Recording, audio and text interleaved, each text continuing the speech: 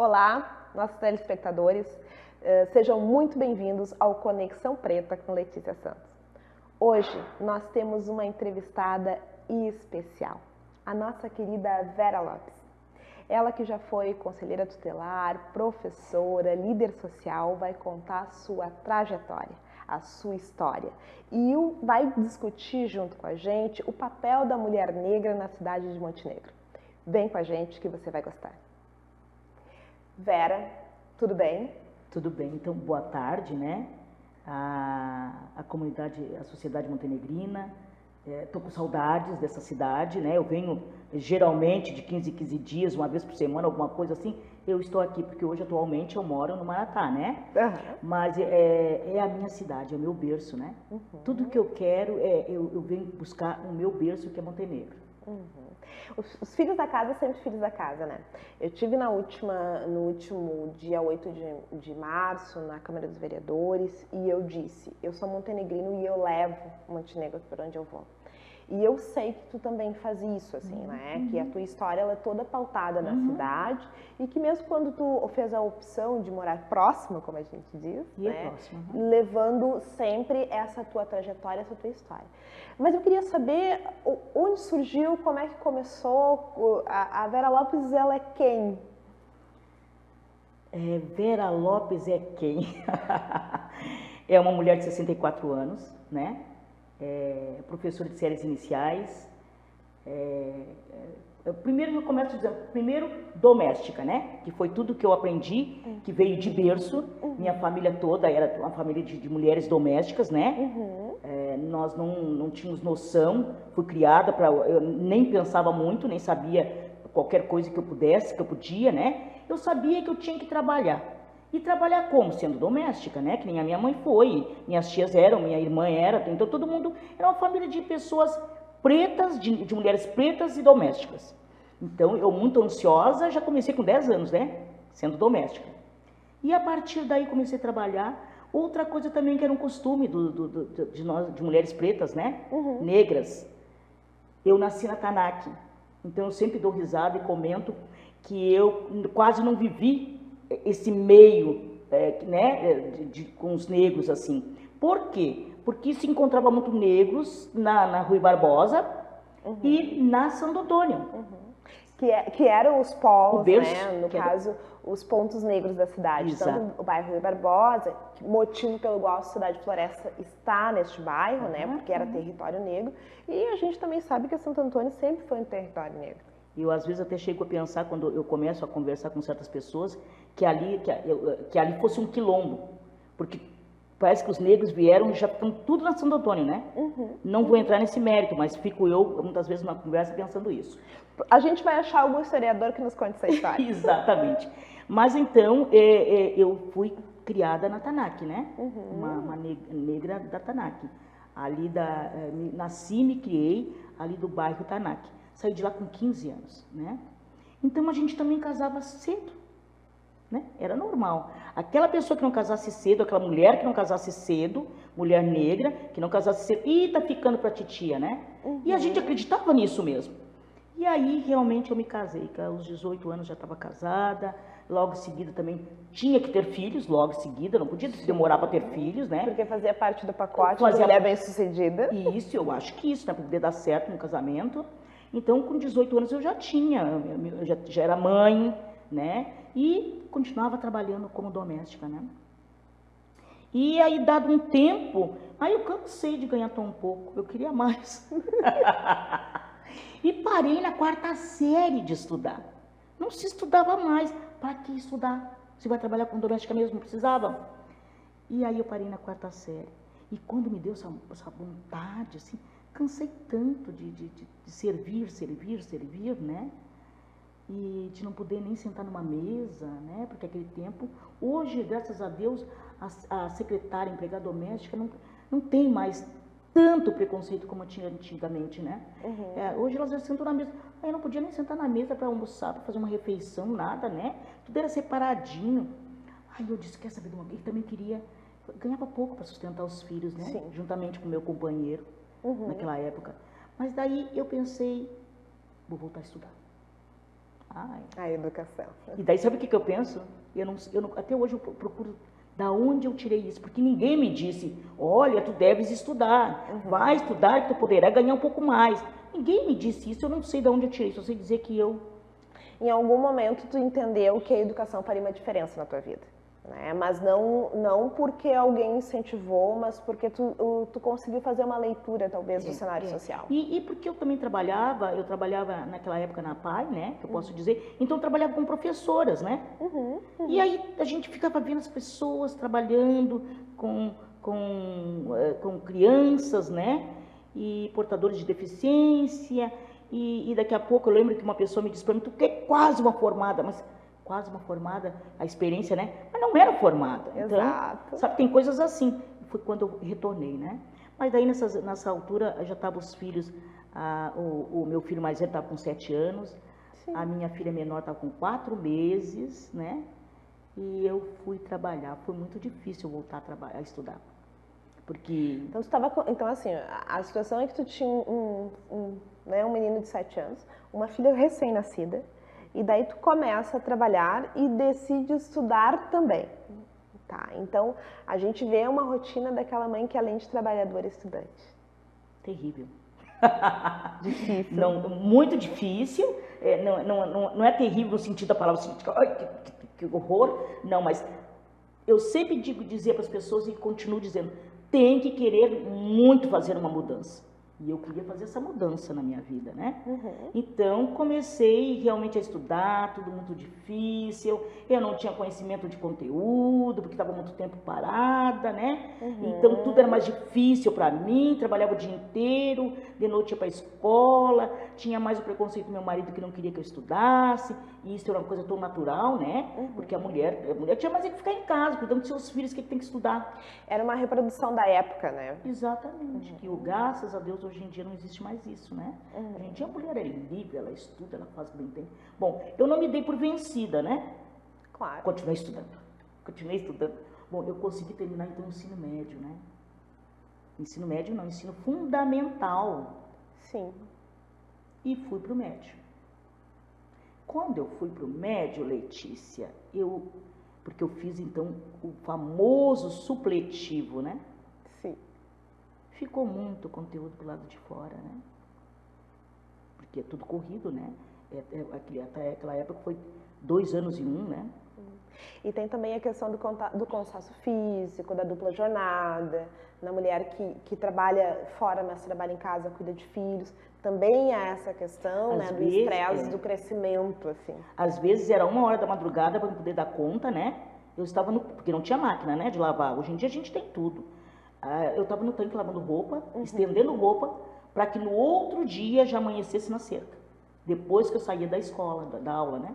Depois que eu saía do colégio, da escola, como queiram dizer, antigamente a gente falava colégio, e eu ia para casa fazer isso, né? Aí as crianças já estavam dormindo, porque daí meu companheiro cuidava, né? Meu marido cuidava das crianças.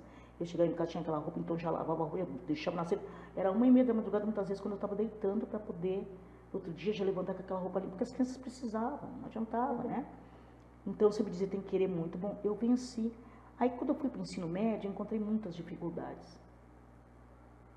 E foi maravilhoso, isso eu já contei, né? Eu não canso de contar isso. E aí tu pediste para falar novamente sobre isso.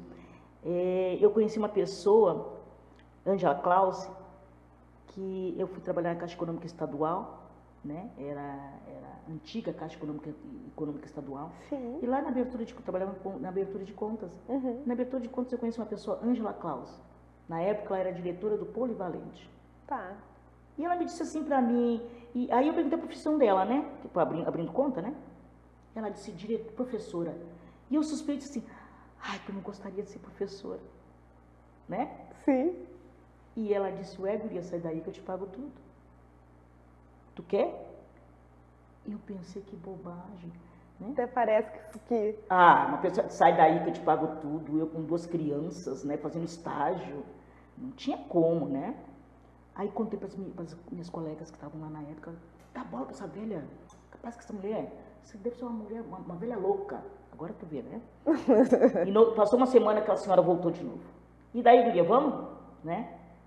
E olha, bem fada madrinha, assim, né? fada madrinha. E daí, resumindo um pouco mais, ela realmente, eu consegui então uma bolsa de estudos no São José. Tá. E ela me deu o resto tudo. Então ela era, sabe aquela mãe que não deixava faltar as coisas? Então ela me dava merenda para eu não comprar na cantina, né? Às vezes me dava um trocadinho também para me comprar alguma coisa na cantina da escola, para não me sentir diminuída, né? Pra não ficar diferente do grupo. E diferente do grupo. Eu lembro até hoje. Que ano foi isso, Que ano foi isso, Vera? Não tenho noção. Em 83, eu acho. Tá.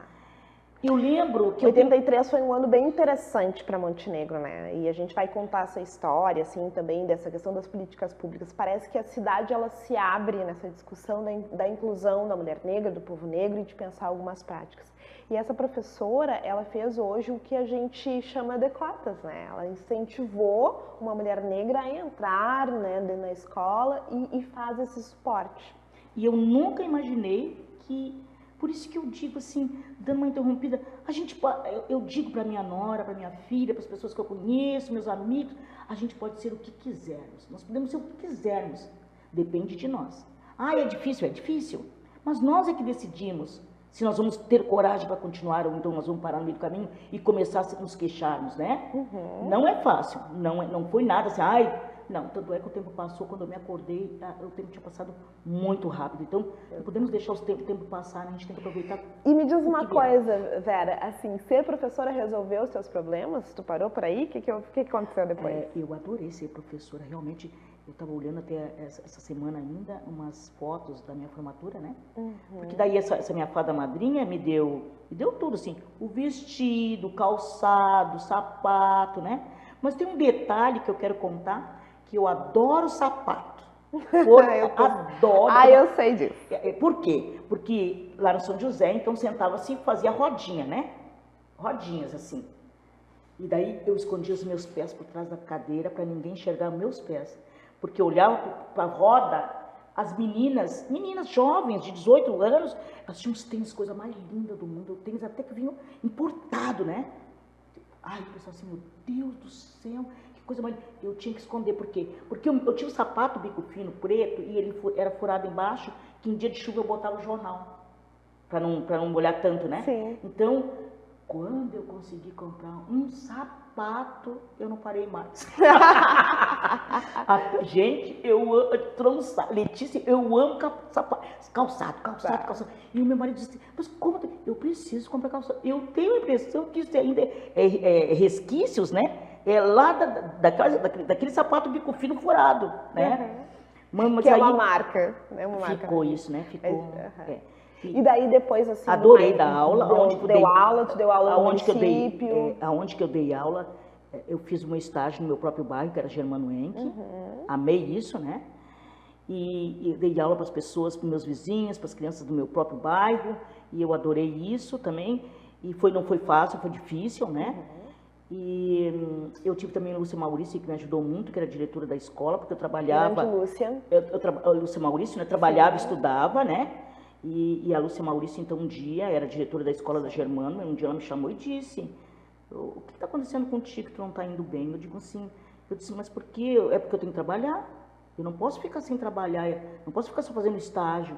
Ela disse, não, para aí, quanto tu está devendo, que tanto acontece que tu tem? Eu disse, não tenho conta, eu tenho o necessário para poder sustentar meus filhos. Então, a partir de hoje, larga esse trabalho que tu está fazendo, fica só com o estágio que eu vou te pagar o que tu gasta por mês.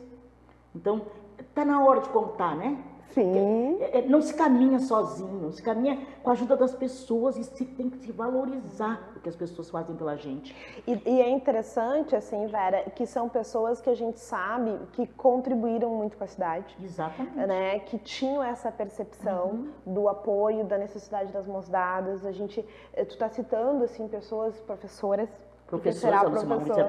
né? Assim, ó, que se deram por conta da necessidade. Não é só a gente ter o acesso. Isso também é uma coisa que eu discuto bastante, tanto, né, nos trabalhos que eu venho fazendo. Que acesso todo mundo tem, né? Mas que é diferente, né? A gente precisa de equidade. A gente tem outras necessidades. E o poder público, enfim, entre outros setores, as organizações não governamentais já se deram por conta disso. mas que ainda não há projetos que abarquem todas essas necessidades. Mas conta a tua história. Bom, sendo isso, bom, consegui me formar, aquela coisa toda, fui dar aula no CIEP, um lugar que eu fiz questão de pedir lá na secretaria em São Leopoldo para trocar, com uma outra pessoa que não queria ir lá para o CIEP, mas eu queria ir para o CIEP. Eu amei trabalhar lá, né? Era o meu chão, onde corria o esgoto aberto, que eu podia já estar falando com os meus aluninhos da primeira série, que hoje é o primeiro ano, né? Para eles se atentarem. Eu saía com eles no bairro lá para poder eles verem o que estava certo, o que estava errado, o que eles precisavam de calçamento, aquele esgoto correndo céu aberto, se era aquilo que eles queriam, o que mal acontecia, o que mal poderia causar a eles, que eles tinham direitos, né? Terminamos fazendo uma redação, trazendo para o prefeito. Então lá eu consegui mexer eu tinha 40 horas lá, né? Fez uma mobilização. Assim, gostei, porque sempre a minha vontade foi o quê? Mexer com o meio, transformar o meio. Eu achava que se eu conseguisse uma pessoa pensante, um ser daqueles pensantes, na causa social, na necessidade deles, eu já tinha ganho muito. Eu estava lá. Então, assim, ou seja, quase que já contando essa história como líder social, que mais tarde eu te conheci. Vou contar para os telespectadores uma coisa que talvez a Vera não saiba. A minha primeira entrevista da vida, eu fiz com a Vera. Eu fui lá na casa dela, que era um trabalho de escola, também sou professora. E a intenção era conhecer uma professora que fazia a diferença. Poxa vida, tu vê naquela época, hein? Isso faz o quê? Uns 25 anos? Mais ou menos. Por aí. Gente, eu não lembrava disso mesmo. Foi quando eu te conheci, né? E foi esse trabalho que tu começou a contar pra gente, de o quanto o professor fazia, mas tu já era líder social do bairro. Daí eu tava lá no CIEP, Letícia, continuando a fala, é muita história, então tem que fazer vários cortes, mas daí uma pessoa me disse pra mim, escuta, mas me convidou para ser conselheiro tutelar. Eu disse, sem muito conhecimento, mas escuta, eu li o estatuto, aquela coisa, eu vou trabalhar com todas as crianças da cidade? Sim, Vera, porque a sala de aula já estava muito pequena para mim. Eu queria mais, eu queria trabalhar mais, eu queria trabalhar com mais crianças, um montante maior. E aí a pessoa disse sim, então eu sem muito conhecimento, concorri a conselheira tutelar, tendo certeza que não entraria, e ao contrário, eu fui muito bem votada. Foram 1000 e poucos votos, que eu fiquei, da onde veio tudo isso eu não entendi direito, né? Bom, aquela coisa que acontece e a gente fica pensando, o quê? O que está acontecendo aqui? Que é isso? Mas como assim? Sabe? Mas como? Se eu fiz campanha, eu e uma amiga minha só. Mas como isso? Como é que isso acontece? Eu não entendi até aí. Bom, essas são coisas que não são para entender. São só para aproveitar os espaços que Deus nos dá, né? Se tu aproveitou um espaço, pense que ele te colocou ali, não foi só para ficar de bonitinho, ter uma salinha, não, ele te botou ali para trabalhar, então foi isso que eu fiz. Bom, gente, eu fiz isso por 12 anos, né? 12 anos, conselheiro. Bom, e aí virei então também líder, também, eu já queria também modificar o meio onde eu morava. Bairro Germano Henrique, Antiga Promoragem. Antiga Promoragem. Não, vou me candidatar a líder comunitário? Não tínhamos, eu lembro que o meu discurso era esse. Gente, não temos nome nas ruas. Não, era esse Barro Vermelho. Não temos uma estrada calçada, as estradas não são calçadas, são de Barro Vermelho. Não temos nome nas ruas, meu discurso. Sim. E não temos nenhuma sede onde a gente possa, botar um telhado em nossas cabeças, que a gente possa ficar embaixo, para poder discutir assuntos sociais, assuntos da comunidade. Era um discurso bem assim. Sim. As pessoas não entenderam muito bem, mas aí só foi a minha chapa naquele ano, né? Sim. E aí eu lembro que era para votar sim ou não, né? E aí eu vou falar uma coisa assim que a gente tem marcado, né? Eu lembro que nesse primeiro ano, isso foi em 96, 97, por aí. As pessoas, então, tinham um grupinho na área verde que gritava assim, de homens, não eram de mulheres, que chegaram no finalzinho da tarde, né? Chegaram de um jogo de futebol e gritavam assim, vote não, negro não. Vote não, negro não. Tá. Porque era sim ou não, né? Sim. Eu não ouvi aquilo. No final da tarde foram contar os votos, né? E o sim então ganhou. Sim. O sim ganhou. Tá. É uma coisa incrível, né? Tu puxou uma questão assim que a gente tem discutido muito em Montenegro, que é a participação da mulher negra, né? E imagina, tu tá relatando pra gente que em 97, 96, né? Vote não, negro não, e obviamente a mulher negra que era cabeça de chapa, que era presidente, e a gente sabia o que estava acontecendo ali, né? E daí uma das coisas que eu também bato, assim, é que a mulher negra tem a questão do sexismo, né, por ser mulher, e tem a questão do preconceito racial, né, de racismo mesmo em relação à cor da pele, a etnia, entre outras questões.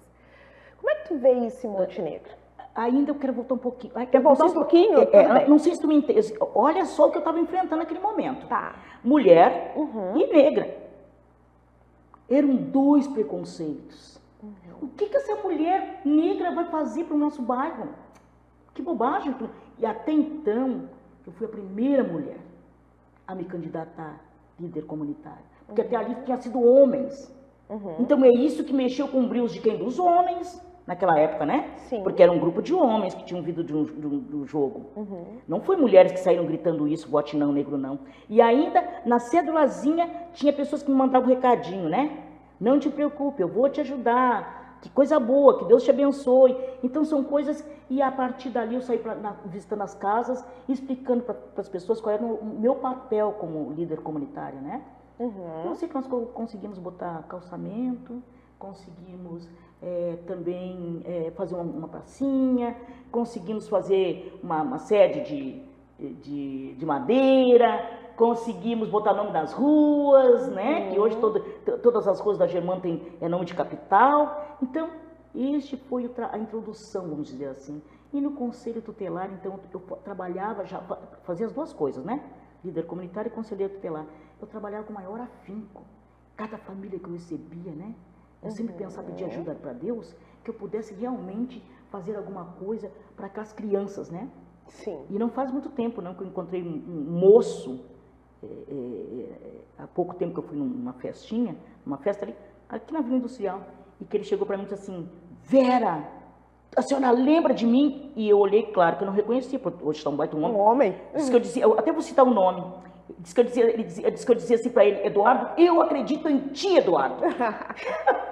E eu disse, filho, eu dizia isso, claro, porque tu acreditava em mim mesmo, olha aqui, olha quem eu sou hoje. Então, são coisas assim que valem a pena. Bom, eu me candidatei durante 3 vezes, que aquele tempo era 3 anos, né? 3 vezes. Hoje pode ser sempre, né? Hoje é 4 anos e pode se candidatar quantas vezes tu quiser, né? Mas então, foram 12 anos de conselheira tutelar em Montenegro, né? Então, trabalhando com comunidades, com crianças. E a pergunta que tu me fez? A pergunta que eu te fiz foi como tu vê assim essa questão da participação da mulher, a participação da comunidade negra em Montenegro, né? A gente sabe que houve avanços, mas ainda a gente, né, convive com alguns retrocessos e principalmente a gente continua numa luta, né, em termos de participação, de respeito, de dignidade e processos que ainda nós entendemos que podem ser melhorados. Como é que tu vê a cidade hoje? Sabe como é que eu vejo? A cidade está caminhando a passos de formiguinha. E fico muito contente. Mesmo que esteja a passos de formiguinha, está caminhando. Eu tô olhando com óculos de negro, né? De uma mulher negra, que ficava batendo em tudo quanto é espaço para abrir portas, sozinha. Eu não vi um outro negro vir junto comigo. E com isso eu não estou culpando ninguém. Eu estou dizendo para ti que eu abria de qualquer forma. Conselho Tutelar, a primeira negra, a única mulher negra. E eu não vejo ninguém ocupando aquele espaço, nunca mais vi ninguém depois de mim. Eu não sei porquê, não sei se não se antenaram, mas então hoje estou aqui para dizer, por favor, se candidatem. Vamos lá fazer esse trabalho, né? Que não é fácil. As pessoas pensam que a gente vai para lá ganhar dinheiro, não, é um trabalho muito difícil, no qual eu fiz durante 12 anos, e as pessoas ainda dizem, por que tu não está em Montenegro para voltar para o Conselho Tutelar? Eu juro que voltaria, mas eu não estou mais aqui, né? A vida é feita de escolhas, né? Mas assim, estamos caminhando. O fato de eu estar aqui sendo entrevistada por uma mulher negra, já é um avanço. Concorda comigo? Concordo. É um avanço, isso nunca foi sonhado, isso nunca foi experimentado. Então Montenegro é maravilhoso de se viver. Montenegro é que me fez ser Vera. Montenegro é que me aceitou do jeito que eu sou. Mas o que eu gostaria? Que se tivesse mais pessoas, que não fosse só a Vera, que eu terminei ficando assim, uma luta parece solitária eu tinha, né? Eu acho porque eu era amiga da Tanaka. Eu não me juntava também, tá? Hoje então não vamos dizer que... Hoje a gente sabe o quanto essa questão do cooperativismo, a questão, né, das associações e principalmente dos grupos ativistas sociais, que hoje a gente tem vários no Montenegro e que a gente nesse espaço está priorizando chamar. Eu vou te fazer uma última pergunta, né, que a gente está encerrando o programa já. Nesses 150 anos de Montenegro, o que tu espera para nossa cidade, para nossa região? Eu espero que ela continue crescendo, né? Eu espero que cada vez a gente tenha mais lugares, né? Um sonho que era meu, né? Eu me candidatava a vereadora, não era para ganhar dinheiro, para ser vereadora, para ser importante, não, para que um negro votasse. Vamos falar bem, vocês me perdoem, o bumbum naquelas cadeiras. E agora, então, já aconteceu. Teve uma negra que botou o bumbum, nem que foi por 5 dias, 6 dias, 7 dias, não interessa, botou o bumbum naquela cadeira. Então, é isso que eu quero, isso eu já estou falando no encerramento, Letícia, para todas as pessoas. Estou falando para todas as mulheres, pretas ou não, não interessa a raça, não interessa a classe social, mas que nós podemos. Nós somos uns seres pensantes e temos condições, sim, o que nós quisermos ser, nós seremos. Porque foi assim que aconteceu na minha vida. Eu nunca imaginei cursar numa faculdade. E eu cursei.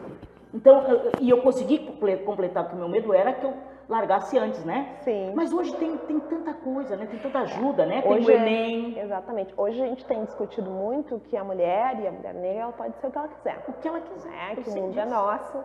E que as adolescentes e que os espaços estão aqui para ser preenchidos. Exatamente. Vera, muito obrigada pela tua participação. Muito obrigada por ter contado a tua história de uma mulher negra para outra mulher negra. Isso foi maravilhoso. O Conexão Preta fica por aqui. A gente vai, então, fazer outras atividades que mais nos próximos dias encontramos vocês aqui na TVMOL.